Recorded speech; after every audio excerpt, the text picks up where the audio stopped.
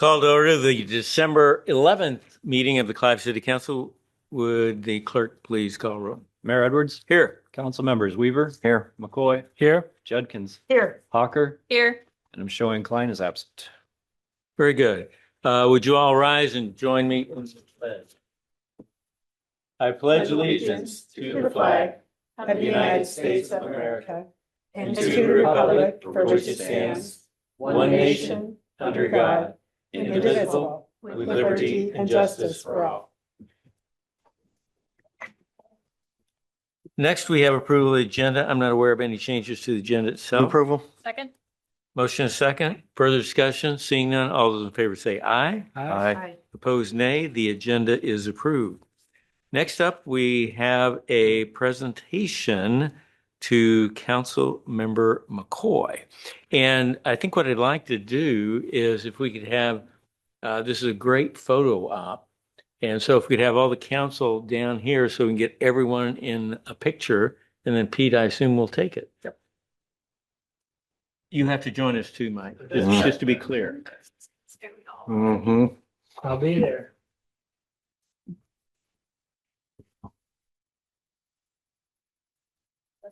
I'm cold under my pants. Exactly.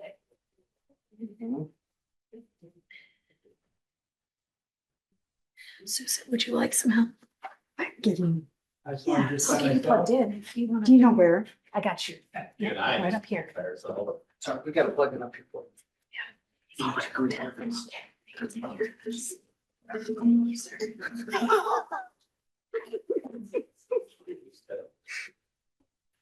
It's hard to lose what you hear. He said he wanted nothing to do with it. He went that way? Okay. Well, then he can't go out that way. He's gonna have to back up. He can come out here. You're the. This man who's dead. Do you Maybe I go to the bathroom. He's coming. Oh, there he is. Oh. Recreate the kiss cam. There you go. That's a picture just right there by itself. That has to be taken. No, we're on the kiss cam. It was Oh. That's the point. I did see that in person when it happened. You were there? I was there. Remember, I saw you guys from the other side of the arena. We were at a John, you want me to basketball take game, these at the NCAA basketball game, the kids came on him and I, and he had this stupid outfit on. And he still wouldn't kiss me. Beautiful. Well, this one is on behalf of DART, your only bus Your own stop. bus stop. They said lots of laudatory things about I your bet work. they did. I'm sure. Oak tree, right? Yeah. And this is an oak tree, part of the Clive Green Belt Nice, thank you, wow, that the park staff put together. thank you. So if we could all come together here, maybe several on each side. I know you don't want to get too close, but Yeah, it's a little too much red over there. Oh. Yeah, there you go. The red, that actually works pretty well. All right, we're gonna do a bunch. 1, 2, 3. 3. Tighter. 3. great. You can't count beyond Can I wear these all day? Wait for 45, but we're gonna get there. Thank you. Thank you. It's beautiful. I had Yeah. to do it. You have to change Great. in or Oh, they're rip off. Rip off The basketball. rip off. Yeah, They come right on. Ripped them off already. They're ridiculous. I remember suspenders though, I thought. Yeah, I got suspenders too, yeah. Now, I gotta be quiet though, they did win, Beat Kentucky that night. They did. no, in the football too, right? Oh, yeah, that's right. They've done okay in football. Doing all right so far. Well, the purpose of this recognition is to thank you for your long years of service. You've done a great job, and you are yet continuing that service for the next year as chair of the WRA. So we especially appreciate you being willing to do that. To be in that prominent a position with the expertise, it's going to be invaluable to the entire metro and to Clive for you to continue in that role. Well, thank you. So I Thank you for appreciate the that. opportunity. And I'm sure others might want to comment, or maybe not. Think you said it all, Mayor. Well, I would like Oh, to boy. comment. Is this a roast or is it a? No, I've had the genuine pleasure to sit next to you during the whole time I've been on the council. And have admired so much everything that you've brought to the table, Michael. And I hope that your advice and insight will still be available to me and to others along the way. Well, thank you. Yep, thank you. Very nice. You're here. All right. All right. Well, we appreciate your service and we'll look for more coming forward. Well, thank you all as well, and thanks for the recognition and the opportunity. You know, it's been a great 12 years, I think it is. And Ted and I were talking a week ago about the day we met at a Panera 12, 13 years ago, and it was before the appointment. And so Life was much better back in those. life was a lot easier for both of us at that time. So some good friendships made, and opportunity to take a chance to thank staff as well. Really mean that. Staff has been fantastic to the city, but also just as great to me personally. And so a lot of friendships there too made, and those will stay going as well. And so thank you. Thanks for tonight. All right, we'll move on to citizens presentation. This is the opportunity for anyone in online or present to address us on an item that is not on the agenda. Do we have anyone online, Pete? Yes, Your Honor. For those participating virtually, you can use the raise hand function on your Zoom screen to get our attention here in the council chamber. If you look at the bottom of that screen and at the act button, if you click that, you'll see raise hand as an option. Your Honor, I do not see hands going up. Well, seeing none, we will move on to consent. There's one amendment for item number 15 on the appointments to regional boards and commissions. We received word from the WRA that they need an additional primary and alternate there. And so we would have Matt as primary with Liz as the alternate for, I think it's the Finance committee, yep. finance committee or finance committee, whichever. Yeah. Finance. So with that amendment, I would ask for approval of the consent items. Move approval. Second. Motion second on consent. Further discussion, seeing none, will the council please vote? And will the clerk please post that vote? And consent is approved by a vote of 4-0. We'll next move into our first public hearing on Fortress Bank. Did we publish the appropriate public notice? Yes, Your Honor. A public hearing notice was published November 24th, 2025 in the Des Moines Register. Very good. Amanda. Good evening. So tonight we have before us the actual development agreement with Fortress Bank for your approval. We talked more in depth about the site redevelopment with the site plan preliminary plat approval at one of your previous meetings. So this is just the public hearing and actual approval of the agreement. That is everything we've discussed previously. It's a 10-year TIF rebate payment up to $667,542 is the maximum that they'd be able to recoup from that. As part of that agreement, Fortress Bank will be paying for 100% of the costs of relocating and reconstructing a city public facility sign. We're still determining if anything is salvageable from the existing sign, as was brought up. In addition to that, they will be paying 100% of the costs of relocating the east-west water main that has to be moved for the building. And there's a reimbursement component for the north-south run of water main that has to be moved for the 111th Street reconstruction. That's simply a timing issue. Their contractor is going to be doing that work, and the city will reimburse since it would have been a city obligation with the DOT project. So it's just timing on that one. So with that, staff would recommend approval and happy to answer any questions you may have. Any questions for Amanda? I'll move to close the public hearing. Second. Motion and second to close the public hearing. Before we do, are there any further comments on that matter? Hearing and seeing none, will the council please vote? And will the clerk please post that vote?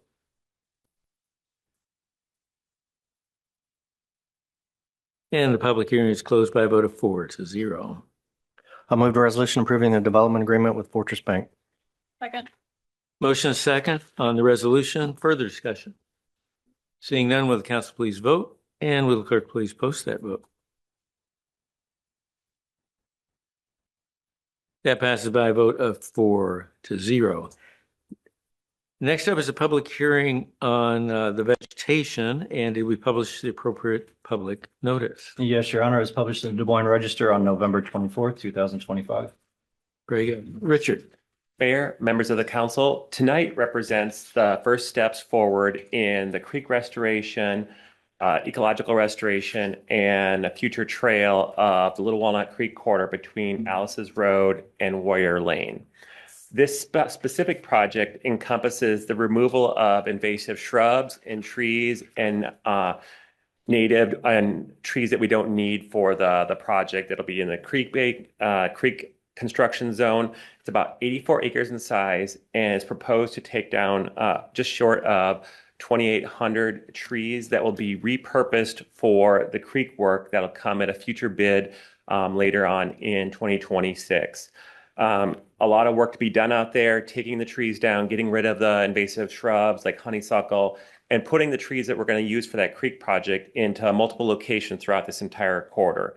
We've kind of broken it up into two phases. One phase that would try to be done before March 31st that would coincide with the first phase of stream work, and then a second phase that would be done in the fall of 2026 to coincide ahead of the phase 2 creek work. We received one bid from this, a company called HGS LLC. They are a contractor that specializes in this type of work, ecological restoration, tree removals, those type of things. They are new to us, but they are based out of Grimes, Iowa, and we've done some background research and followed up with some references, and they come very highly qualified with all the references that we've talked about. We also followed up with people that pulled the plans from the plan room to ask why they didn't bid on it. Multiple reasons: complexity of the project, they didn't feel like they had enough staff, or they didn't feel like they could get enough staff quickly enough to get the project done to meet the deadlines. So we would feel comfortable with HGS and the reasons why other companies didn't bid on it, that they would be a qualified contractor to do this work. Now, saying all that, we would like to ask you to continue the public hearing and consideration of these items until your January 8th public meeting. The reason for this is we are working to get some clarification from the contractors that we're working with on the design of this project and helping us prepare the public bank that we've been talking about for this to get credits. So this bank would give us credits that we could use and sell and bring money back into the city. We want to get a little bit of a clarification on if we expend some of these funds ahead of that bank being approved, it won't jeopardize or change any of the money and revenue that could come back to the city.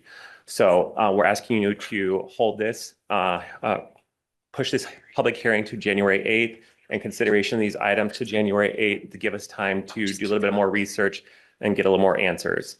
And then at that January 8th meeting, depending on the clarification that we get, we'll either ask you to approve this contract with HGS, or we'll ask you to reject the contract, the bids that we got, and we'll take another stab at it after the first of the year.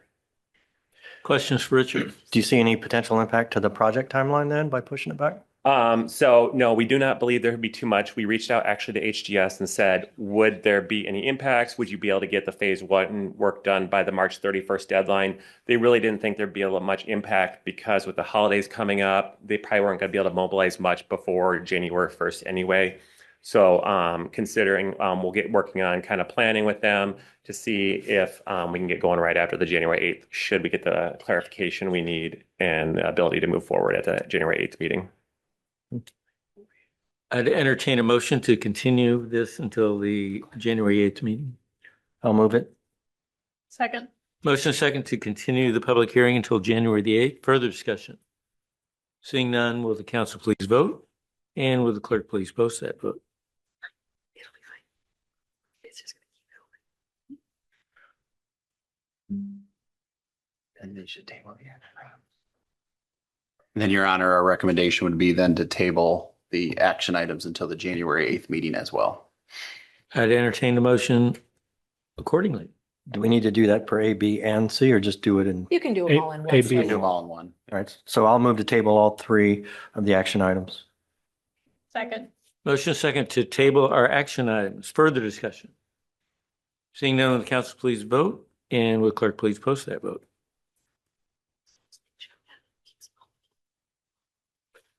Those items are tabled by a vote of 4-0. I got into garbage, Mayor. I looking at this, I need to probably get into weed pulling. 1.8 million. Yeah, you should. You should. Next up, we have a public hearing on the sanitary sewer. Did we publish the appropriate public notice? Yes, it was published in the Des Moines Register on November 24th, 2025. Very good. Jerry. So I don't usually do this, so I have a script. Good evening, Mayor and Council. Pleased to bring you the bids for the annual sewer lining project. We do a sewer lining project annually with the goal being to line all of the Clay sanitary sewers. The purpose of lining is to tighten the sewer system and reduce the inflow and infiltration, I&I. We took bids on November 18th. We received 5 bids. The low bid was submitted by HydroClean at $147,031.20. The bid was 22.4% below the estimate. We've worked with HydroClean in the past and have been pleased with their work. We recommend awarding the contract to the low bidder HydroClean in the amount of $147,31.20. And I can answer any questions. Any questions for Jerry? I'll move to close the public hearing. Second. Motion second to close the public hearing. Before we do so, is there anyone else to comment on the matter? Script or no script, you did well. Thanks. Hearing none, will the council please vote on closing the public hearing? And will the clerk please post that vote? Public hearing is closed by a vote of 4-0. Move to resolution approving plans and specs. Second. Motion second to approve plans and specs. Further discussion? Seeing none, will the council please vote? And will the clerk please post that vote? That passes by a vote of 4-0. Receive the bids. Second. Motion second to receive the bids. Further discussion? Seeing none, will the council please vote? And will the clerk please post that vote?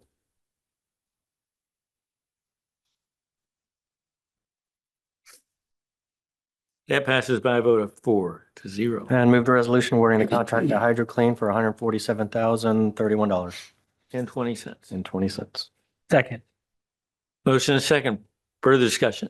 Seeing none, will the council please vote? And will the clerk please post that vote? That passes by a vote of 4-0. Thank you, Jerry. Next up, we have a multi-city collaboration on fire and EMS. Matt. Thank you, Your Honor. Excited tonight to share with you. This is the culmination of work over the better part of 6 to 7 months between 4 cities. As the council is aware, and as I laid out in the memo in the packet, Clive and Urbandale have been going through a number of steps with fire and EMS collaboration over the last series of years, going on 7 years now, with Station 43 being and closest unit response being some big highlights of that. And then here more recently, our apparatus sharing and maintenance agreements that occurred earlier this year. And so we were, Urbandale and Clive were talking about what's next in that arrangement. And Windsor Heights and Waukee also approached us with a desire to look at maybe some potential opportunities in the future. And with that, started a conversation and working with a consultant who specializes in these multi-city studies of kind of looking at, if you were to look at the 4 cities together and you didn't have any geographical boundaries or corporate boundaries, what would the most efficient fire and EMS setup look like for a community, and what would those potential implementation steps or recommendations look like? And so that's really a premise that we started on. And as I laid out in the memo, kind of the foundational goal of the study, as well as a number of talking points of reasons why the 4 cities are coming together to look at this in terms of recognizing that there's some shared opportunities. These 2 other communities have seen some of the things that we've done with Urbandale and have an interest in learning more. But also we were recognizing the macro environment that we're operating in with the state legislature and focus on property tax reform.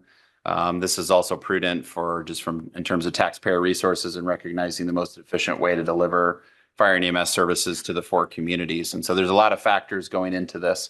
Excited to have Center for Public Safety Management and Joe Pazzo, who is going to be the project manager, for this four-city effort is on the Zoom tonight in case you have any questions. But as we included in the packet is a number of kind of talking points of their background, doing this in over 40 states and over 450 communities. They're very familiar with this work. The scope of services was included in the packet. And so there's two action steps here tonight for the Clive City Council.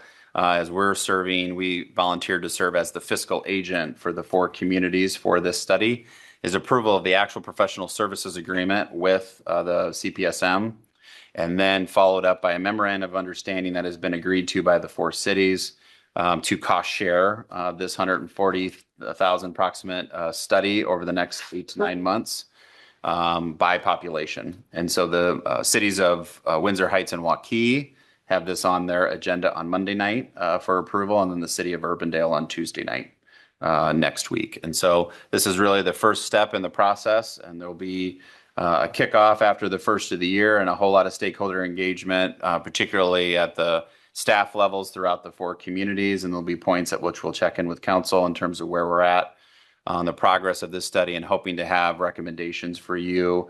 Our tentative target is to try to hit your strategic planning process in the late summer.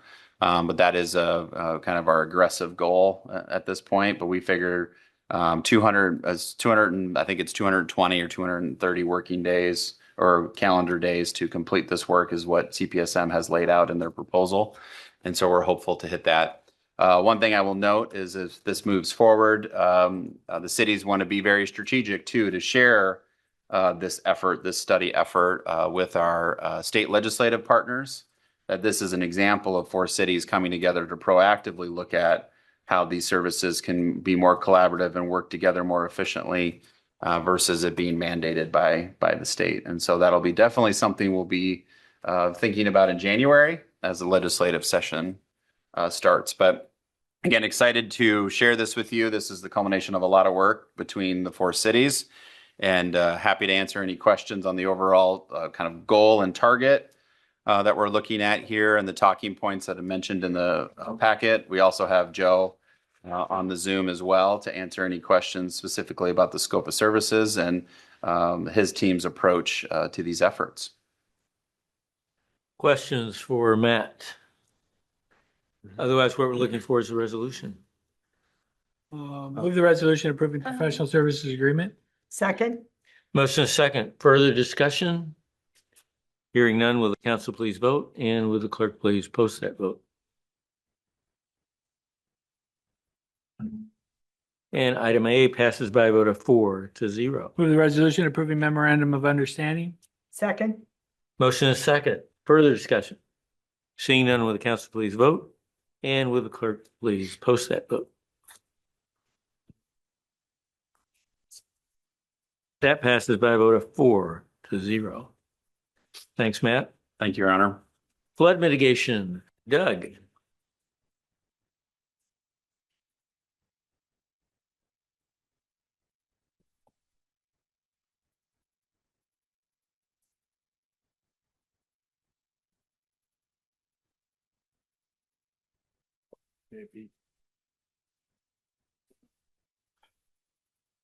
All right. What we're doing tonight is trying to wrap up the University Boulevard Flood Mitigation Project Scoping Plan. We went through quite a bit of the plan at the last council meeting, and I'm not going to rehash that. And I know that y'all went through the 86-page report in the council packet. So I do just want to kind of bring a conclusion to the project and really outline some of the output from the project, and more specifically, what are the next steps for the city of Clive. Before I do that part, I did, for some of the new folks, and just for the folks that have seen it and been around it, the reason why we're doing this in the first place. The issue is that we have, along Walnut Creek and the University Boulevard neighborhood, some significant flood risk. This is our floodplain based on the current FEMA flood maps. So at some point when the bad day shows up for this neighborhood, we may not have seagulls flying around, but There'll be enough water that you could potentially see cars floating through that space. So this is not an insignificant issue, and it is really the root of why we've been so active in this space really since the last significant flood in 18. The whole point of our involvement is to reduce the loss of life potential and protect property. And again, with this type of a situation, if it does show up in the city of Clive, both of those are at risk. So since that 18 flood, the city has decided to go a different route rather than continuing to kind of build the cycle of be damaged, rebuild, hope for the best, get damaged, rebuild, hope for the best. The city said enough's enough. Mother Nature, you win, and we will find a different path. So since that time, we've been very active, obviously, in the acquisition of property. You just approved a purchase agreement and the consent agenda earlier tonight to make another acquisition. But to this point, we've acquired 27 properties, which is again no small feat for the city of Clive in the last 7 years. But we have made very good progress. The program has been extremely well received by the property owners, and folks are very supportive and appreciative of us making that type of investment in this neighborhood. The alternative is to, again, simply do nothing, allow the property owners to suffer. Eventually, those properties will deteriorate because conditions will not really allow them to continue to perform at their current state. So taking this proactive approach is certainly what we have identified several times throughout the study planning processes as being the most effective solution for this area. What you have left to do in this buyout space is 13 residential properties. And in the prioritized commercial spaces, so those buildings that have substantial flood risk, meaning if that 100-year flood shows up, there will be several feet of water in buildings causing building impacts. You have about 13 properties to address from that perspective. The ones in blue in this image certainly have flood risk. If that flood shows up, there's certainly the potential to have water in those buildings, but it's probably not to a level where it is going to cause a substantial damage to the building itself. So although there are 22 of those properties or buildings identified, those are not at this moment prioritized for the city's acquisition. Doesn't mean that we may not.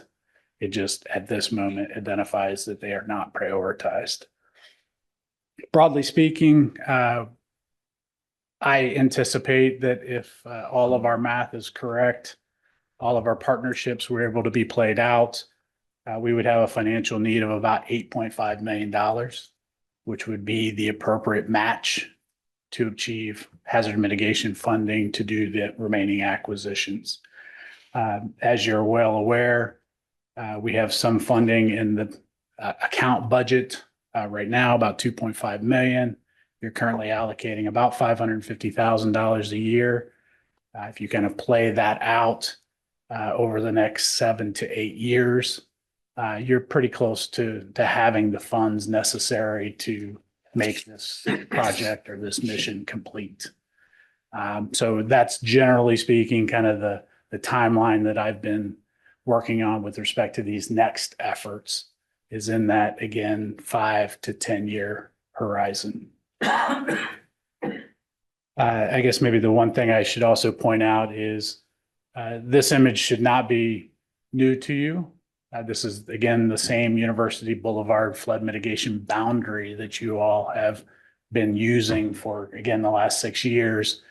This current project allowed us to refine the modeling a little bit more to the degree where one property was removed from the buyout area. So one house on 78th Street, the very north end up at Drake, that was identified originally as potentially being impacted. We think that it's actually situated on the landscape where it's probably not. And then we did have 2 other properties, one on 75th and one on 81st, where it's probably the reverse. We were probably not conservative enough previously, and now have identified that there is some flood risk and we should include them. So this is a proposed new buyout boundary area. Again, what is asked of you is simply to pass the resolution to kind of establish this boundary. It does not suggest or provide any guarantee that the city is going to buy the properties. It simply says that if the property owner and the city are willing, buyer and seller, this kind of sets the foundation to allow you to use funds or to advance hazard mitigation grant applications to bring about the acquisitions themselves. But again, really not much change, just a couple of minor adjustments around the north boundary. What the project scoping plan did that was different this time is, rather than simply look at the trees, and the trees being the buildings in the floodplain area, we were looking at the forest. So the forest is what you see on that screen, which is really 100th Street on the left-hand side. And all the way down at the bottom right corner is West Des Moines Valley Junction area. So this is the entirety of the Walnut Creek floodplain from West Des Moines up through Clive Urbandale area. And the thought process was, if the University Boulevard space was available to do flood mitigation work, could that result in benefits to someone else, upstream, downstream, or someone along North Walnut Creek? I was really hoping that we would find the silver bullet in my mind, meaning that we could create so many benefits by doing something in this floodplain space that in essence, everybody would be willing to just throw cash at us to make it happen. We weren't able to find the silver bullet. But what we did find is that this particular space, the University Boulevard area, does afford the opportunity to create benefits for other people. And roughly speaking, there are potentially, if you buy out the University Boulevard area, make the improvements that are suggested in that area in terms of the remander, floodplain excavation, and so forth, you can create about $70 million worth of benefits, meaning $70 million worth of either avoided flood losses or improvements to stream or habitat or reduction of impacts on flooded streets. That's great. The converse part of that is that the cost of doing the acquisition and then the cost of the projects are in excess of the benefits. So although that looks like a $16 million difference, that's honestly not bad, particularly in the land of hazard mitigation funding. And really, one of the more significant components of the cost is all of the dirt work that we were talking about. So this is taking a very conservative approach of saying, hey, this dirt has to get hauled off to Windsor Heights or Waukee or someplace else, rather than being able to be strategic and used in space. So I do think that costs can come down. I think, again, we are also very conservative in our assessment of the benefits and really tried to keep it at a very easy to sell level in terms of the benefits, basically not trying that hard. So we do feel very good, honestly, about only being $16 million in a difference for the BCA. The other really interesting thing here is if you just simply looked at the acquisitions, took out the projects themselves, buying out the buildings represents about $54 million of benefits. And again, if FEMA had money and all of the property owners were willing to sell today, and the city had the match, the cost associated would only be about $37 million. So almost a 1.25 benefit cost positive benefit cost. So just on the buyouts alone, we're feeling very good. And again, that gives us a lot of hope and optimism as long as we're able to continue the momentum that we have with our partners, with our property owners. I do really think that you can achieve success in the mission in that 7 or 8 years because of what we're seeing. So what I want to switch here is just to talk a little bit more about the project. So this is that issue of if you had the floodplain space to work with and you wanted to make mitigation improvements, excavations, greenbelt extensions, trails, all those kinds of things, what does that look like? And although this image is probably a little disorienting to you because north is to the right, 73rd Street is kind of at the bottom of the image and University Boulevard is along the left edge. For Weaver's sake, where's 515 Brewery? That'll orient him I see. better. I know where 515 Got it. is. All right. 5 is right there. But I did this to kind of match what you're going to take a look at, which is what we are suggesting is an opportunity for the North Walnut Creek.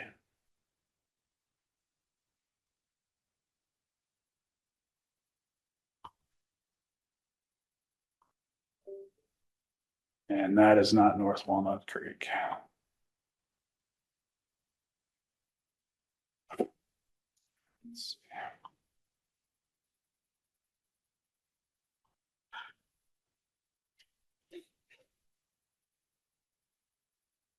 That is bizarre.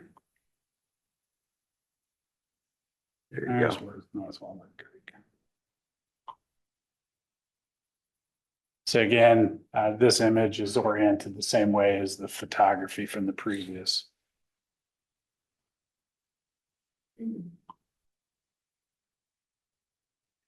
As you're coming in to North Walnut Creek itself, you're seeing that the stream itself is being moved to the west off of the edge where the Windsor Heights properties are, which allows for us to get more flood storage capacity as well as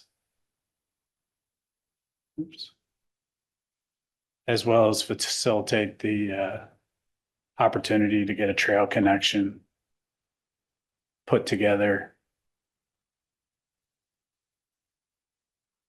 along that north edge, crossing North Walnut Creek and connecting into the trail system in Windsor Heights. The other aspect that you would see here is an opportunity to daylight the storm sewer and University. So right now the storm water and the storm sewer system just pipes directly to the creek. This will give us an opportunity to pull that connection away from the stream itself, give ourselves an opportunity to clean that water up a bit. A lot of solids, trash, debris can be removed before it ever enters the stream, which would be a great aspect. And then the other thing I would just bring your attention to is this concept also has the incorporation of that pump station that I had mentioned in a previous meeting. So 75th Street, the property that we have previously acquired where the old garden level apartment building was, our first acquisition, that's this property. It's a little deceiving in terms of the grade change, but I think you can kind of see that this would be where we'd have to mound up the site to get that pump station high enough to be protected against the potential flood impacts. But this is a series of improvements that we do see as being able to be done incrementally. The pump station is really likely to drive the project itself. But with that investment, we see the opportunity to kind of tack on, if you will, some of these other improvements. It's probably not something where you're going to be able to kind of do one felt swoop of project with the pump station. But we think that there are those opportunities if we plan and design it together, that we can then just kind of sequentially or incrementally make those series of improvements over a course of a couple of years and again, make a pretty significant impact to this particular corridor itself. Doug, how critical is that pump station to be moved? I mean, The issue is swing back to the pump station today Yeah, is right there. all right. That's Walnut 45. Creek. It is principally in the floodway, which is the spot where you really shouldn't have any kind of building or infrastructure. So it's definitely one of those situations where if you're going to spend money on the thing, don't spend the money here, put it someplace else. And that's really what we've been evaluating and investigating is can we put it in the landscape somewhere higher? It is a little bit of a careful balance because it isn't something that you can just put anywhere. You know, it'd be great to go put it, well, not here because Walnut Creek's there, but up the hill. Go put it there, but it doesn't work that way. It needs to generally be relatively proximate to the feeder water main that's running in University itself. So we can go kind of north or south of University, but principally we got to stay in that corridor. The property on 75th Street, we kind of keep gravitating towards those because currently you own it. A couple of parcels that are available are flood buyout parcels. It's just that they're still in the floodplain, so we'd have to get pretty creative to make sure that we make this new facility safe. I think we can do it. It's just, again, probably not the ideal arrangement.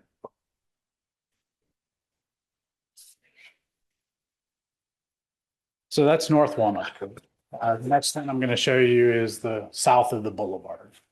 So again, this is kind of north of University Boulevard, looking into the Wittern property, and then you can see Walnut Creek, and then you can see the homes along Buffalo and West Des Moines.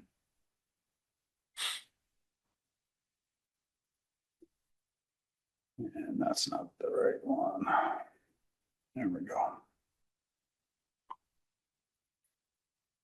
So again, if you have the space to work with, this is an opportunity to create a pretty substantial amount of flood mitigation. So all of that space is excavated, somewhere between 3 and 5 feet of earth removed.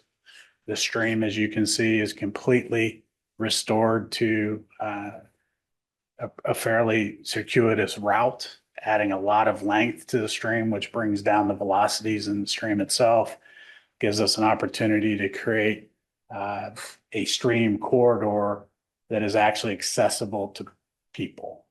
So similar to what we're doing along Little Walnut Creek out west, we would have that opportunity in this space of redesigning a floodplain that is efficient, both for flood control, but also then gives the opportunity for people to interact with it, interact with the nature, interact with the water, have a trail system, bike, all of the things that we've become accustomed with the Greenbelt Trail.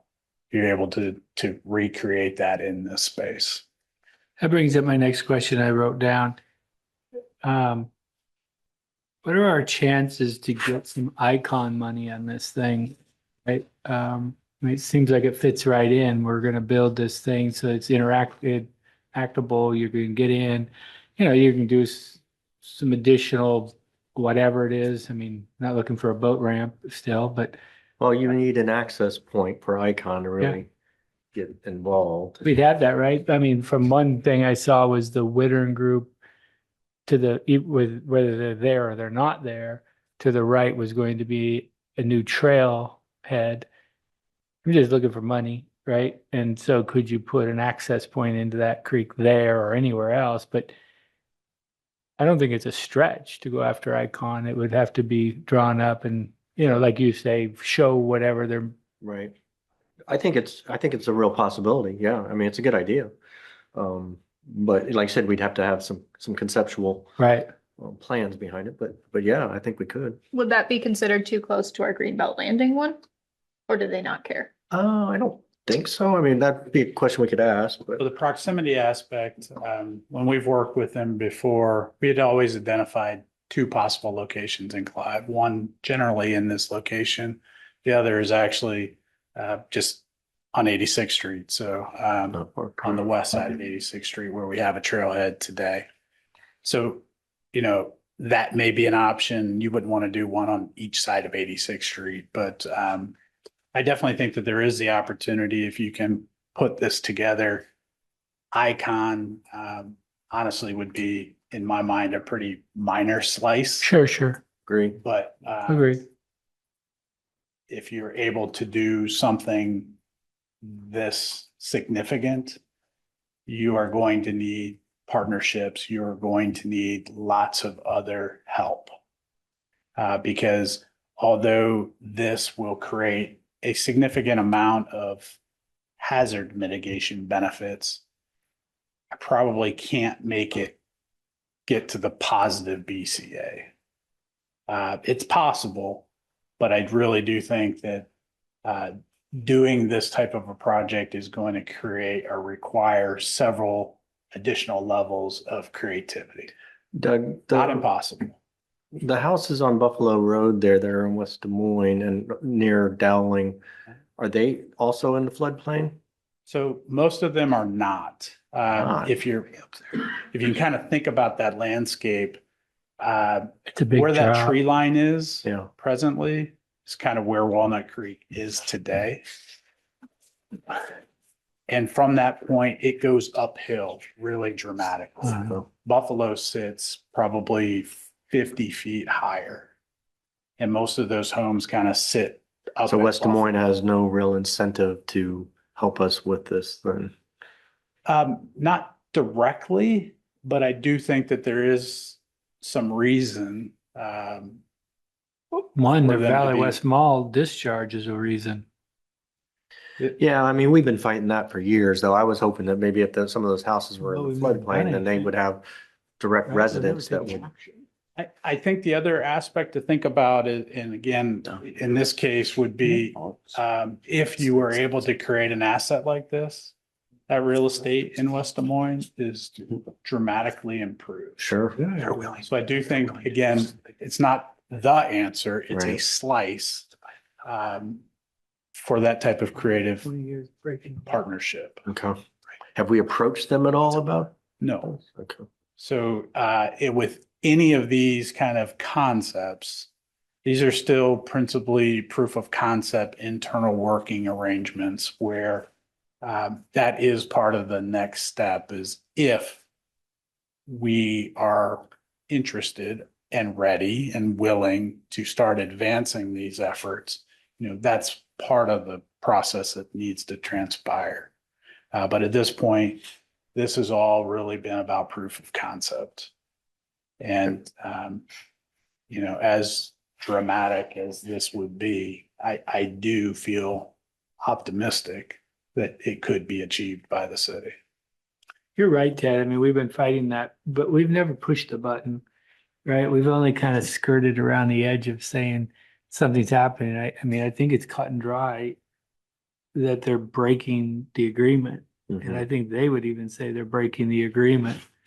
But we've never said, here's what we want, right? And so until the concept deal and the whole package gets put together, I think eventually you say, here's the deal. You've been breaking the deal for 20 years. It's now time to pay. Oh, yeah. And perhaps that Valley West project is going to be that button, right? Of you want that to happen. But I agree with you. It's something we've been talking about. I just don't think we've ever taken action and forced them to say anything to us, right? So That's fair. I will, and I can say that there has been regular dialogue with, between city managers' offices, West Des Moines and Clive, in terms of what that could look like. And I think there is a willingness on the West Des Moines side to figure out what's the best way forward there and a recognition that there is something that needs to be done. But to Councilmember McCoy's point is it's kind of a little bit on us to package together what that ask is and justify it related to the exceedance of the flows underneath the university and how we package that together. But I don't think we haven't seen any concerns, at least I haven't seen any concerns that West Des Moines isn't willing to work with us on that at this point.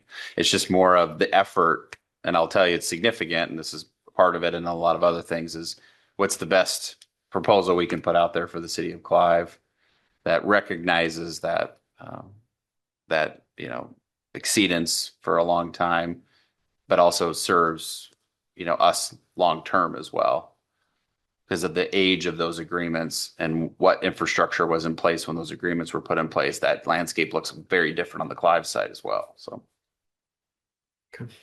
And then finally, this is just flipping. So now we're looking at the back or the south side of Witter and University. And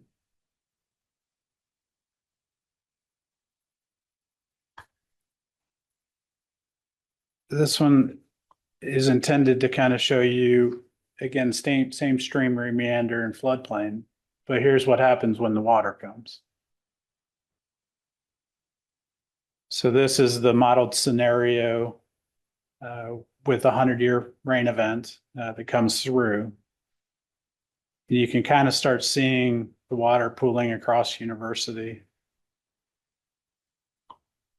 And what I want you to recognize is, you know, it's kind of a weird boundary along the north edge there. So in that buyout space where there are buildings today, Briggs kind of sits right in the middle, if you will.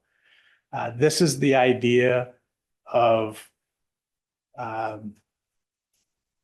excavating south of the boulevard, allowing the north edge of University to kind of remain as it is today in terms of elevation, but taking the dirt from south of the boulevard and putting it up into that green space. So the reason that the floodwaters kind of look like a jagged line there is because all of that green area is now filled to above 100 or 500-year flood elevation. So what we were trying to test is, could we make these improvements and benefit other parties?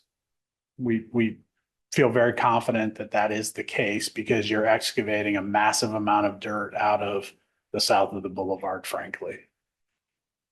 But it's not so much that it actually materially benefits anybody else. It helps, but it doesn't solve any flooding problems for anybody. So then we kind of dialed it back in and said, okay, if we can't fix the flooding, can we find the arrangement that is best optimized for the city of Clive without adversely impacting any of our neighbors or our property owners upstream? And the answer is yes. You can have your cake and eat it too. But that's what this is suggesting is you could do your project. You could get flood risk reduction for lots of people upstream and downstream. And you can fill in a portion of the floodplain for redevelopment purposes if you want and not hurt Windsor Heights. And the concept really was, again, proof of concept to suggest, could you restore the lost tax base from the flood buyout area? So the 2008 valuations for the buyout space, there's about $24 million worth of building value. It represented about $208,000 of annual property tax revenue to the city of Clive. So just the Clive portion. That's in essence the metric we've been looking at to say, could we at least replicate that with this redeveloped space? We showed you 3 different concepts, 3 varying levels of intensity. None of the concepts are ready for prime time, if you will. They are, again, proof of concept that we could, if we choose to redevelop some of the floodplain, you could restore some of your lost property tax. I am very confident that you could do that. What I am not ready to tell you is any of these concepts themselves are the right answer for the city of Clive yet. There's a lot of neighborhood involvement that needs to happen. There's a lot of community conversation. There's a lot more analysis that's necessary to really truly drill into the fiscal impacts, because it's great that we'd get 36 or 110 million dollars of additional property value, but what I didn't calculate at this point is what is it going to cost to develop that?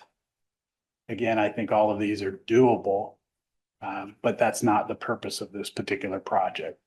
I was simply interested in understanding if there was an opportunity to restore that lost tax base. And I think we have demonstrated that that is a possibility if we choose to take it.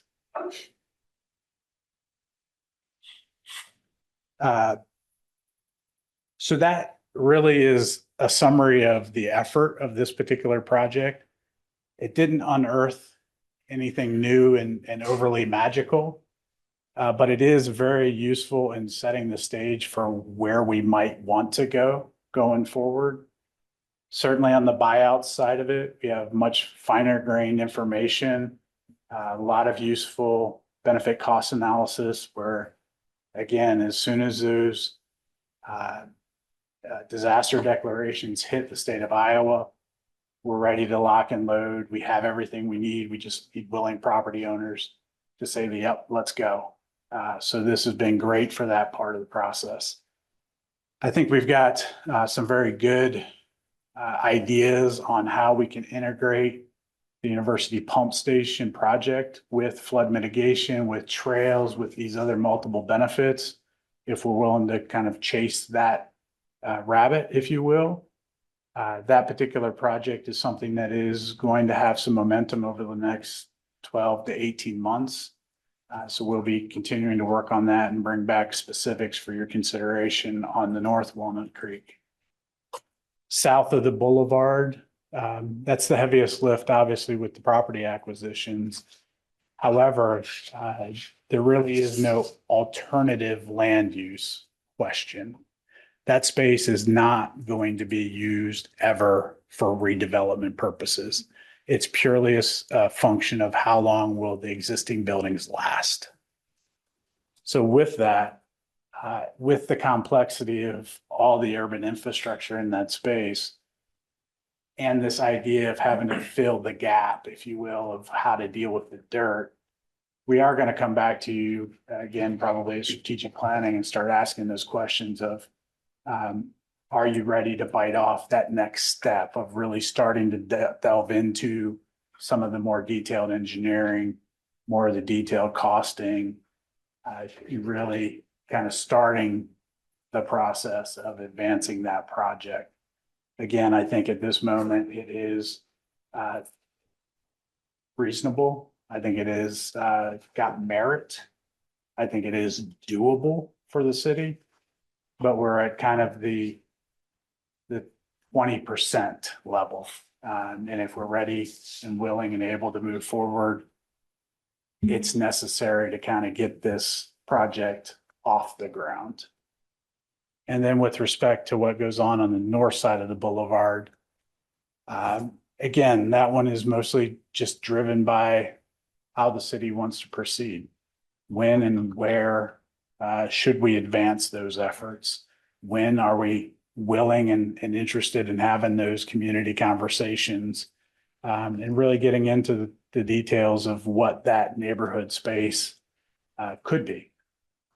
Refining in on the goals, getting clarity around mission, and then starting to incrementally design a set of improvements for that area. Again, that's not something that we're probably suggesting is in the next 12 or 18 months.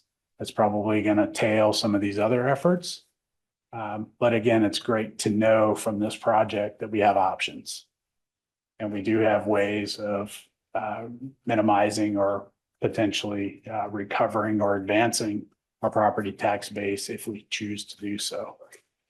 So although, again, this project didn't give me the golden ticket to solving the University Boulevard flood mitigation problems, really has given us a lot of great information, a lot of great data, a lot of good ideas to be able to move this neighborhood space to that point where I think we're all trying to get to, which is that next great neighborhood for the city. So that's kind of it for tonight. We have the report itself. It simply needs to be received and filed so that we can close out the grant with the state. And then we have the resolution approving the modified flood boundary area. Doesn't change the programming around the flood buyout program itself. It simply establishes which properties are eligible for consideration. So those two pieces for you tonight, and otherwise I'd be happy to answer any questions you might have. Questions for Doug? Otherwise, we're looking for a motion to receive and file. Move to receive and file University Boulevard flood mitigation. Second. Motion second to receive and file. Further discussion? Seeing none, will the council please vote? And will the clerk please post that vote?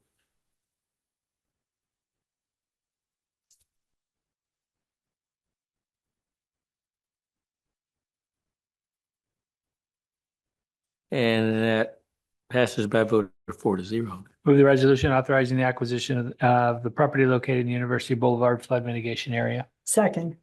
Motion is second on the resolution. Further discussion? Seeing none, will the council please vote? And will the clerk please post that vote? And that passes by a vote of 4-0. Thank you, Doug. Matt, WRA. Your Honor, as we talked about at the November 13th meeting, there is a significant extension of the 20D agreement with the WRA, with Clive as a member, as well as a number of other communities. I won't go into the details that we just talked about on the November 13th meeting. And again, there's a number of materials that were included in the packet that summarized most of what we talked about on November 13th. I think the biggest headlines here is some governance updates. And I know Councilmember McCoy, as chair of the WRA, has been a big part of a lot of these changes that are going to be included both in the 2080 agreement and the operating contract that the WRA board will consider with the city of Des Moines here in the coming weeks. But I think another big headline too is just the sheer expansion of the financial ask of all the WRA member communities in terms of investing in the WRA system up to $975 million, $100 million, excuse me, $100 million. So when you put that whole CIP together, they're actually well over $1 billion. And so this is substantial dollars that we're talking about here. But again, a lot of great investments that have been made, some revenue generating investments that WRA has worked on, whether it's the gas facility that where we're selling off gas as a part of a revenue source that comes from the processing of the waste at the facility, and then the phosphorus recovery facility that they're working on. So there's also some of those advancements that have been happening, and WRA has truly been innovative in those spaces. So included in the packet is, again, a lot of the supportive material that was put together for the WRA board and for member communities in terms of what this means. There has been a number of communities now. I know I listed off a number of them in my memo that have already approved this 20D agreement. In fact, there was 3 more earlier this week that have also adopted it. I think there's maybe 2 more left after us, our consideration tonight, and that will be a full list of WRA members approving this updated 20D agreement. So with that, Your Honor, unless there's any questions, since we went in pretty detail on this on the November 13th meeting, I would recommend your approval. Thank you, Matt. Any questions for Matt? Otherwise, we're looking for a resolution. I'll move the resolution approving and authorizing execution and delivery of the third amended and restated agreement for the WRA. Second. Motion is second on the resolution. Further discussion? Seeing none, will the council please vote? And will the clerk please post that vote?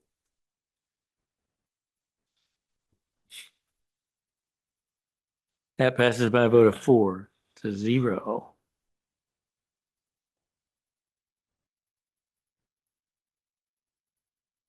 You got one other item before UP. Yeah. Oh, okay. Sorry, man. I'm a dummy here. Didn't want to say anything, but. Amanda. Good evening. Tonight we have the second and staff recommends the final consideration of ordinance 1173, updating the zoning ordinance amendment related to boarding and lodging house definitions, permitted use and parking requirements. There have been no changes since the discussion at your previous meeting. This really is just to align the zoning ordinance and the rental housing program to walk in step. So this same definitions have been before you more than just these last two meetings. So with that, staff does recommend approval and that we move to final passage. Questions for Amanda? Otherwise, I'd entertain a motion to suspend the rules. I'll move that the rule requiring that an ordinance to be considered and voted on for passage at two council meetings prior to this meeting be suspended with respect to ordinance number 1173. Second? Motion is second to suspend the rules. Further discussion? Seeing none, will the council please vote? And post that vote. 4 votes required. If it has anything to do with suspending and getting rid of rules, I'm in. That passes by a vote of 4-0. Rules are suspended. I'll move that ordinance number 1173 be considered, placed upon its passage and adopted. Second? Motion is second. Further discussion? Seeing none, will the council please vote? And will clerk please post that vote? And that passes by a vote of 4-0. Ordinance number 1173 is declared to have been enacted. Thank you, Amanda. Pete? Just so excited to talk about legislative priorities that I jumped up out of my chair too quick. All right, Matthew, could you share the button?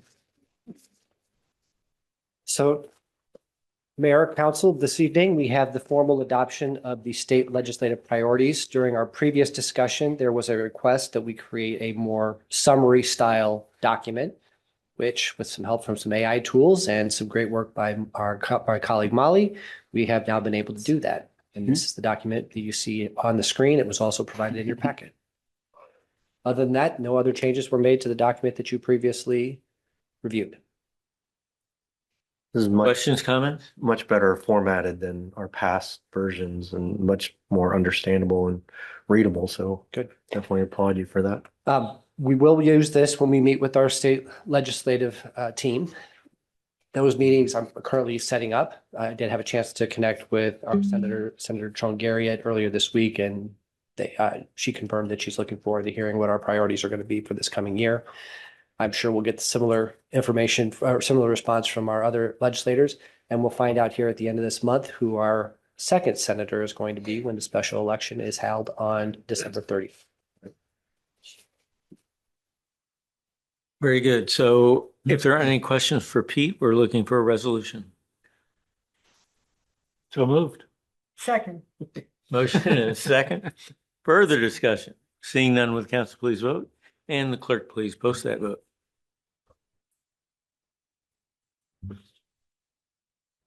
That passes by a vote of 4-0. Now on to waters, Pete. Thank you, Your Honor.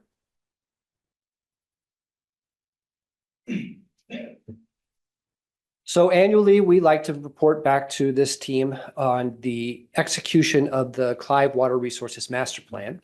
This will be, I believe it's the 4th time that we've presented on this now since we completed the plan. And there's a lot of wonderful continuity year over year as we continue to improve our execution, improve our programs. There are some new ideas, though, this year for the council to consider, many of which have been sort of brought to us or put on our plate due to some of what we saw this summer with the lawn watering ban and some of the challenges we know are that are on the horizon around source waters, both the quality of the source water for drinking water and the quantity of source water. So whereas the plan started as very much about stormwater, it is now increasingly having touches with other aspects of water that we're going to talk about tonight. So here are the pillars again that you all approved when we approved the plan. There are a lot of these pillars that are going to be very stormwater specific, but as I look at them and think about how we might need to continue evolving our understanding, I do see space here for us to talk about some of those drinking water issues or source water issues as well. When we completed the plan, we wanted to make sure we were thinking about how we were going to talking about it, the science, the H&H, the hydrology and the hydraulics of it, and then also the program management. Now we're going to need to keep thinking about that and new pieces that are going to fall into this Venn diagram as we think about the quality and the quantity of the water that we depend on for our drinking water. I always like to provide this slide too. This actually is data that came out of Lulu Dickey's PhD presentation. You remember Lulu, she's now our executive director of ISWEP, and doing a great job for all of the state, especially for Clive. But part of her PhD study was to compare the Angel Park neighborhood in Clive that was developed before our current post-construction stormwater ordinance and manual was in place versus the way that we developed Shadow Creek, which was developed according to those post-construction requirements. This bar chart right here is the big story, because on the left-hand side, you see what Angel Park was pre-development and how water was flowing off of the land there versus Shadow Creek. The red line represents how water is flowing post-development. What you would kind of expect with Angel Park here in this bar chart, where because of more impervious area and less infiltration where the water lands, you have more flow. That's what that curve number is representing coming off the land. In Shadow Creek, with all the practices that we put in place, we ended up with something performing very much like it did pre-development. This infrastructure works. It's doing a great benefit for all of us who care about this watershed for all the different reasons why it's important to care about our watersheds. This is a busy slide, and I'm not going to go through every item in the boxes, but we've had major accomplishments in 2025, similar to what we've accomplished in previous years. We had a big change in the way that we were thinking about the equivalent rate unit, and the way we were doing our billing for commercial and residential properties.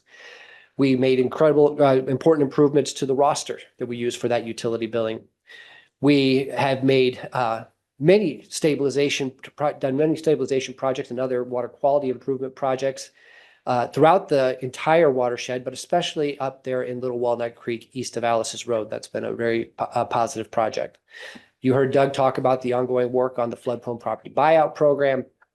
And we've had another year of incredible participation from residents with this SQR program and with the tree sale and with the stormwater grant program.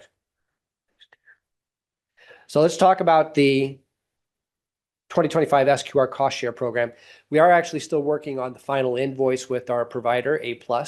But in general, we're right about at that $100,000, $106,000 number for the total cost.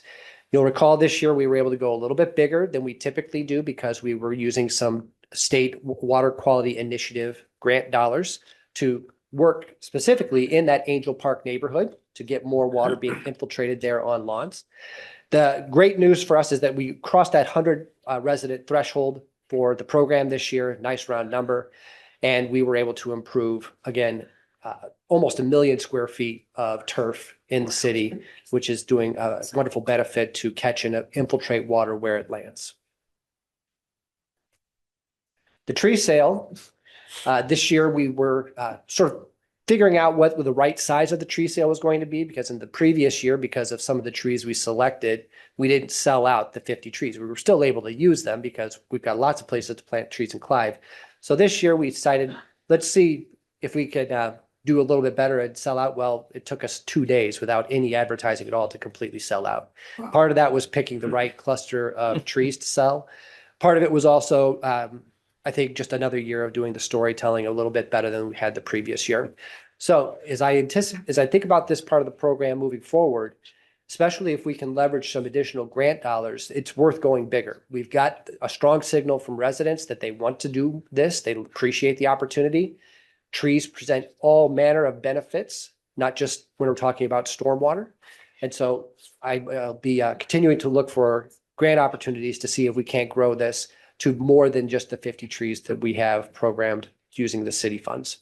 Pete, what are the financials on, did we break even? Did we make money? How much did we lose? Yep. So we programmed $10,000 from the stormwater utility annually to pay for this program. And the cost to the city this year were $8,800, but the residents kicked in $3,750 with their $75 per tree. So it cost us about $5,000. Right. Okay. And so the fact that we didn't even use the full 10 that we had allocated to this lets me know that we can go bigger. But I don't think just adding another 10 more trees is as big as we need to go. I think we could consider going much further than that. I agree. Smaller, pretty modest investments we're talking about right now with these programs as we continue to mature them and make sure that we've got something that's got some real staying power before we go even bigger. Similar with the Stormwater Assistance Program, we're not talking about huge numbers, but what we are actually leveraging is pretty impressive. The total contributions for the city projects for the 9 completed and reimbursed in 2025 was a very modest $6,000.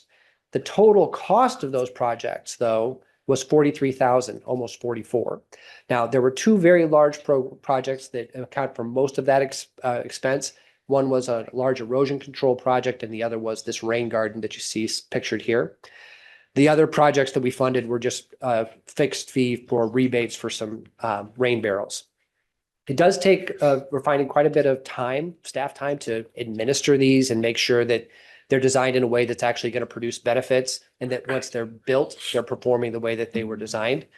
So I don't anticipate that this program will be able to grow and scale the same way that the tree program can and the way that the SQR program has as well. But having something like this on hand, I think is valuable. And I'll talk about why I think it could be even more valuable for us in the future as we think about growing some of the cost share opportunities as we think about smart irrigation and smart water use.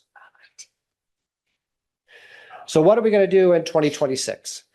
Well, we're going to be busy on Alice's Road, extremely busy on Alice's Road, not just taking the road into account and what we need to meet, what the obligations we need to meet for our street project, but we're also going to be working as we improve that Little Walnut Creek corridor, bring in the trail, and do all of the habitat restoration as well. That's going to be a very big project, and it's going to be very important that we are communicating clearly with the residents. I think everybody caught that number of trees that would potentially be coming down when we're going to be out there this fall. Yeah, anytime we're touching that many trees, anytime we're touching trees in the Greenbelt, we've got to be very thoughtful about how we engage early with residents and businesses. So that'll be important.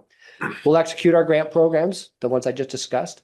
We'll have hundreds of volunteers who are working through the Greenbelt to get pick up trash and maintain our trails and maintain our streams. We'll be reporting out for the first year on our new Walnut Creek 5-year goals for Clive. This is year 0 right now as we're all sort of level setting, but throughout the course of January through December 2026, we'll have regular reporting points with the WMA on our progress. We'll be busy in Lanand Park, getting everything ready there in that space. We've got those big stormwater vaults already in place, but we'll have some above ground stormwater features as well that we'll need to complete as we get ready to open up that park next summer. And then we'll have some other improvements to other parks like Angel Park and Canary Park in their stormwater detention areas. Are there other items that are on this slide that you would all have specific questions about? Okay. So let's talk a little bit about the intersection points that we see coming at us between this water resources master plan, stormwater broadly, and what we see with water quantity and water quality issues that are tied to our drinking water. Lawn watering ban has really put laser focus, I think, on some of these issues, certainly for our residents. The issues that we experienced this year, that we continue to experience now with very high nitrate levels persisting through the fall and out into the winter in some of our source waters, we're going to live with these now from now until for many, many years. I don't want to necessarily say forever because there are solutions. We can find ways to manage this, but getting to good is going to take time. The primary issue we were dealing with this past summer was nitrate and exceeding the nitrate safe drinking water standard. We fortunately did not do that, but only because we did pull that big lever and abandoned lawn watering for almost 2 months, 2+ months. But it's not the only impairment that we have to worry about. Those harmful algal blooms that can introduce cyanotoxins into our drinking water supply. That's something we worry about quite a bit with the Des Moines River, but it could appear in other places. And then the sections of Walnut Creek itself that are on the impaired list right now for the state are impaired because of E. coli contamination. And the WMA recently with Drake University just did a study to sort of advance our understanding of where those that particular pathogen, where those pollutants are coming from, with more work still to do, potentially some asks coming to the member communities to help advance more of that research so we can get our arms around it, understand the problem, and then start talking about solutions. The issue, though, I'm probably most concerned about, and I think it would behoove us to prepare for now, is the next possible implementation of the water shortage plan or lawn watering ban, if we need to go into that space. This spring, we would like to execute sort of a community education plan, building off what we learned this past year, so that when people are first energizing their irrigation systems, turning them back on, making sure the backflow is all in place, that they understand some core things. One, how do they turn it off, right? Maybe encourage them to turn the keys over to, not completely turn the keys over, but enable a remote provider like their service company to do that turn off for them, should we need to do that quickly like we did this past year. We also want to make sure when they're setting up that they're not setting up with the idea of putting too much water onto their turf. Set it up so that you can do the right amount, but not a wasteful amount, so that hopefully we can manage our peaks better than we have in the past, because we have decreased the number of folks who are overwatering throughout the entire summer just because they set up poorly on the front end.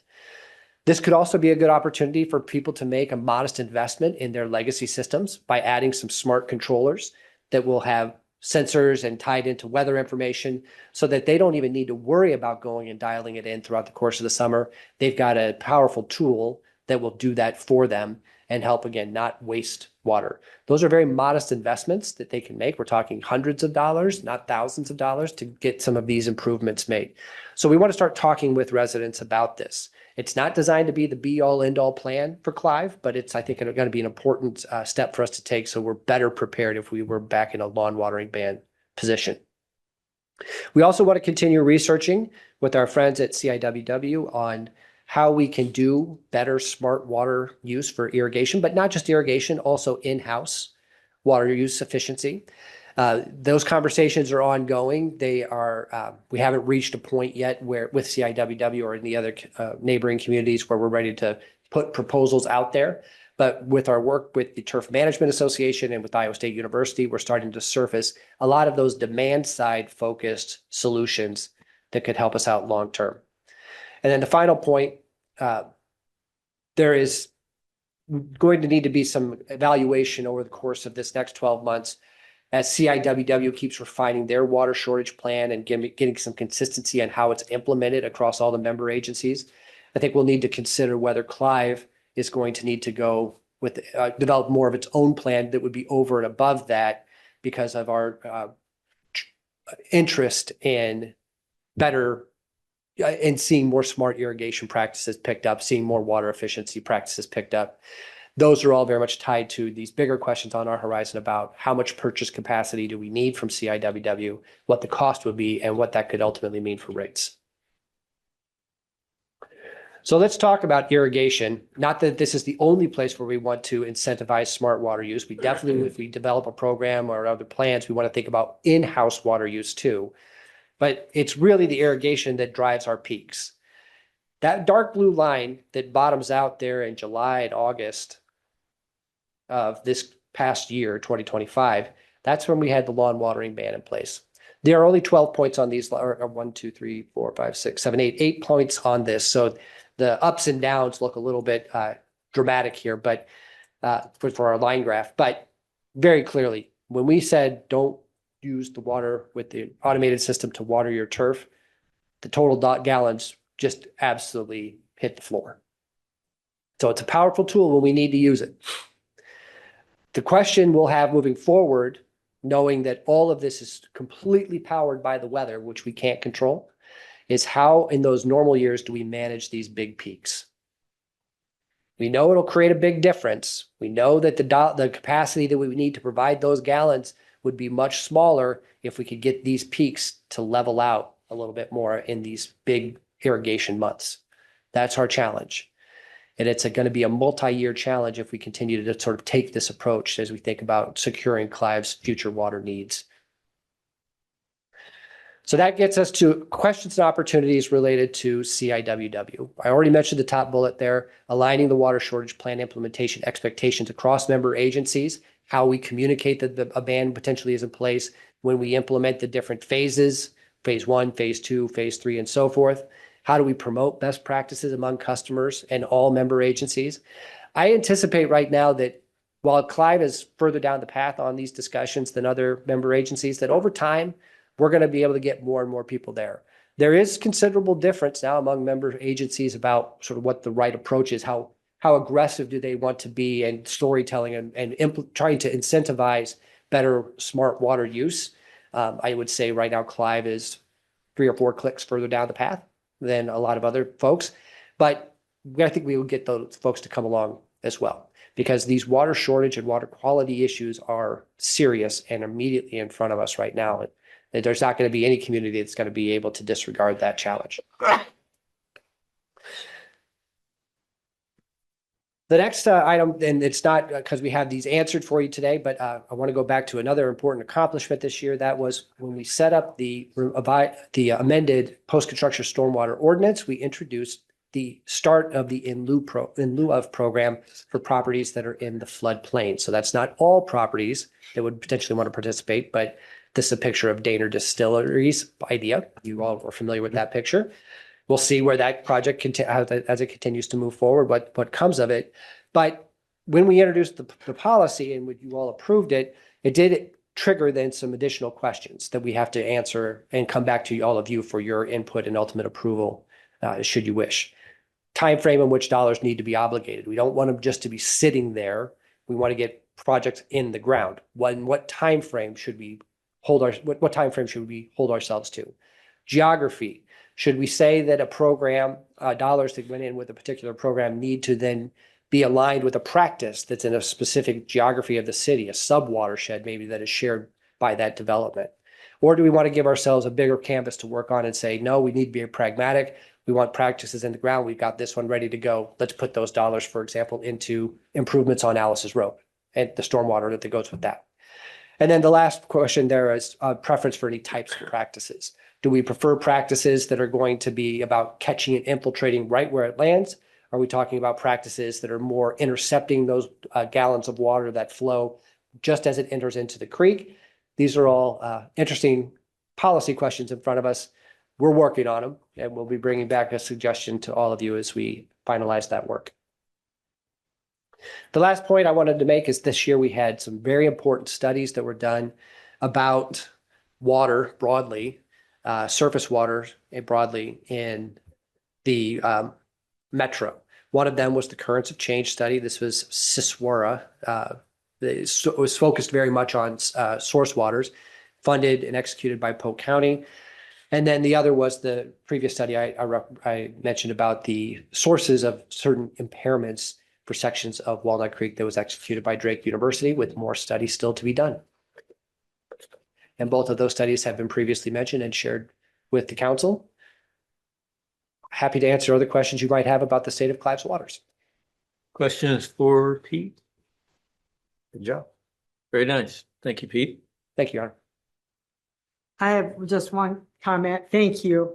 This is really critical for Clive.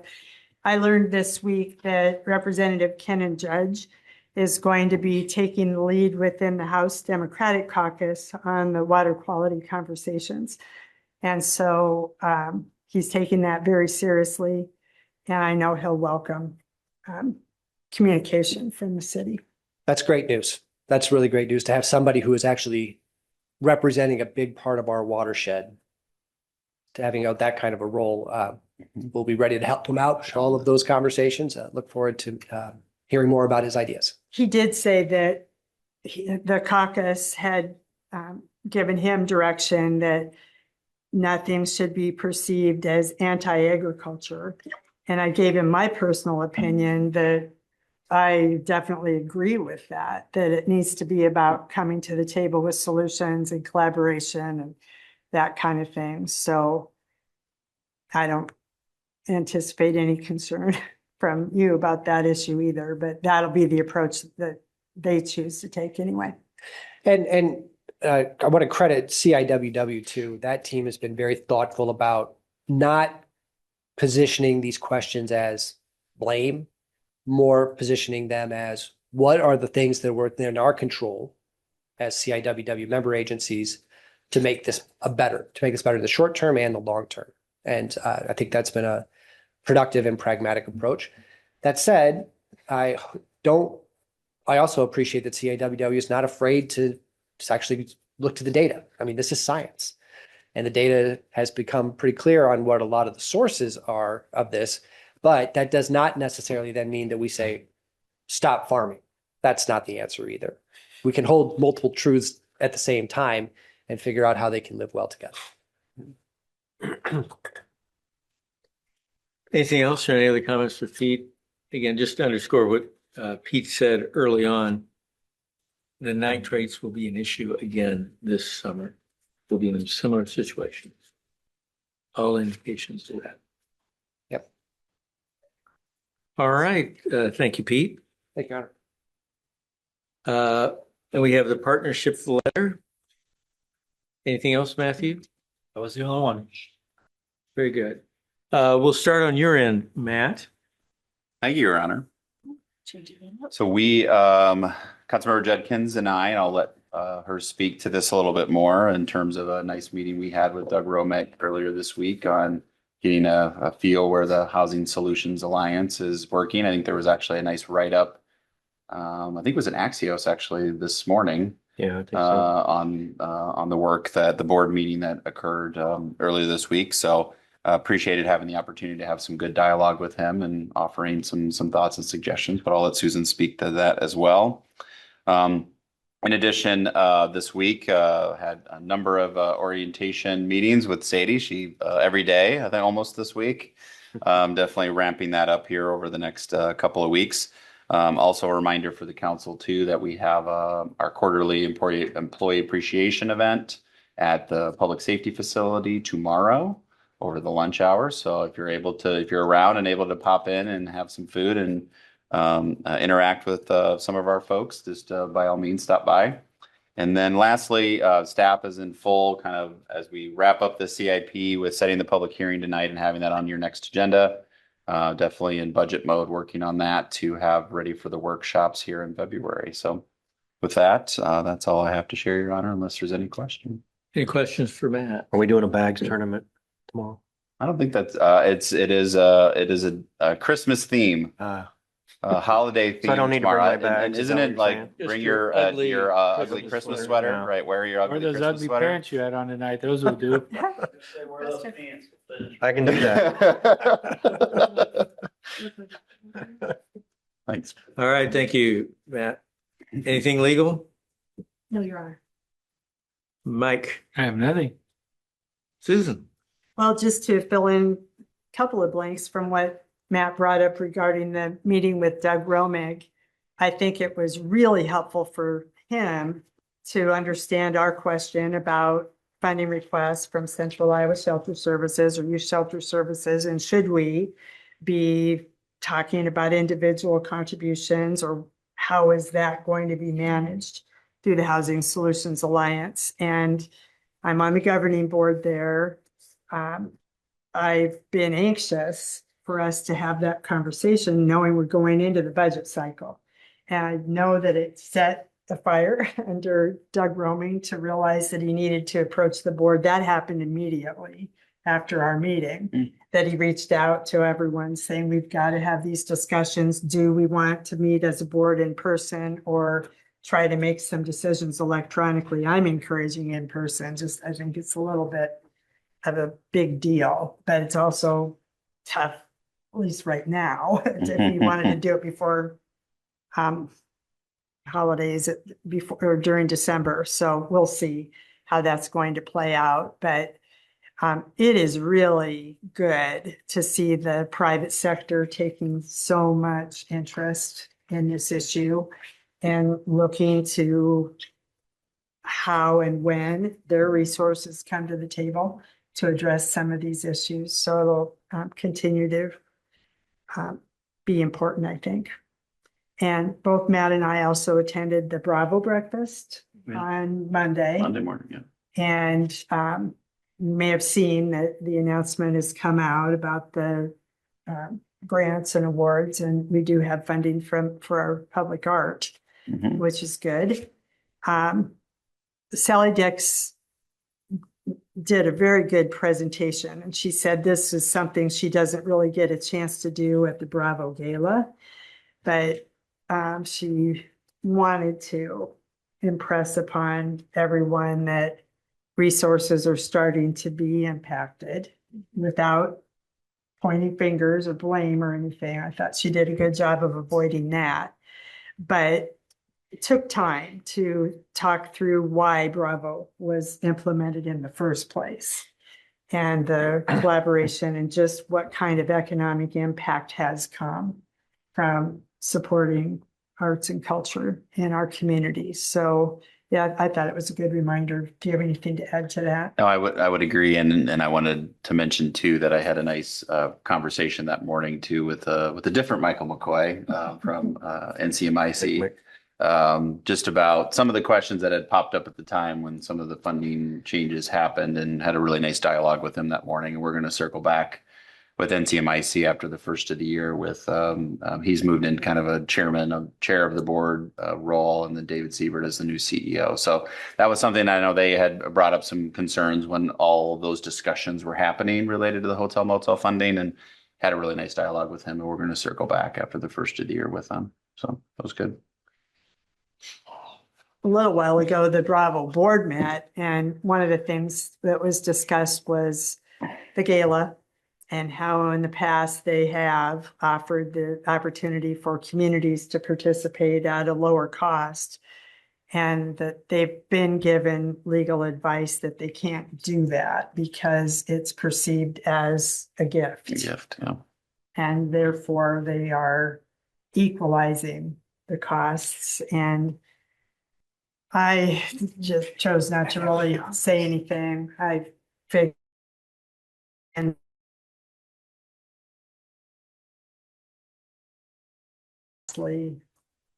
venture. So it wasn't something they were seeking. They weren't looking for a reason to have to do that. Sally did encourage the private sector investors to consider inviting public sector representatives to join them at their tables as a possibility. I don't know that anyone might do that. They might be under the same situation. Say that would be a similar, I don't know how that would change the I don't gift either. problem But there. I don't get it. So. Every conference I go to has a government fee, private sector fee, a student fee. I choose the government. I mean, you go to a hotel, you pick the government rate if you're traveling for the city or an agency. I mean, what's That's a the great difference? point. I mean, every conference has that differential that I go to. No, that's So true. obviously tens of thousands or above start breaking the law every week. Or perhaps the lawyers are a little jumpy on their interpretation. Have a lot of Go thoughts. figure. Yeah. You got about 10 more minutes to keep jabbing it. Anything else, Susan? Flat rate all night. I'm here all night. Well, Matt, maybe in your email, you will ask if there's interest in a table. I don't think there is, but, or maybe there's no need in asking. I can ask if you want me to, but I think I know I the never answer. heard, probably. I guess I've already got the head nod, so Okay.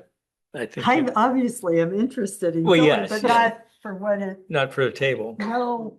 And, Okay. and I'm not asking for support for me either. I may be able to do it through my employer, but yeah, it's costly. Okay. Very good. Ted? Couple quick things. Last week, a few of us went to the partnership legislative breakfast. The mayor, Eric, Pete, and myself. I don't know, Susan, were you there? I had a conflict. I Okay, couldn't go. yeah, I couldn't remember if you were there or not. So very interesting, obviously, a lot of talk on property taxes in the upcoming session. And it's pretty clear that the Republicans and Democrats are on very different pages. Not surprising. The one positive, I guess, was that they were pretty unanimous in their their support for TIF. So that was positive. But not a lot of specifics, just a lot of, yeah, just kind of high level blabber, really. It wasn't, I didn't find too much out of it myself, but I don't know, Pete, did you have anything on that? I was reminded that the last time there was a big swing on property tax was House File 718. That passed unanimously, I believe, in the House and with only one Democrat voting against it in the Senate. So property taxes, when changing the way property taxes are done, is positive in both all those caucuses, further indicating that something probably is going to get done.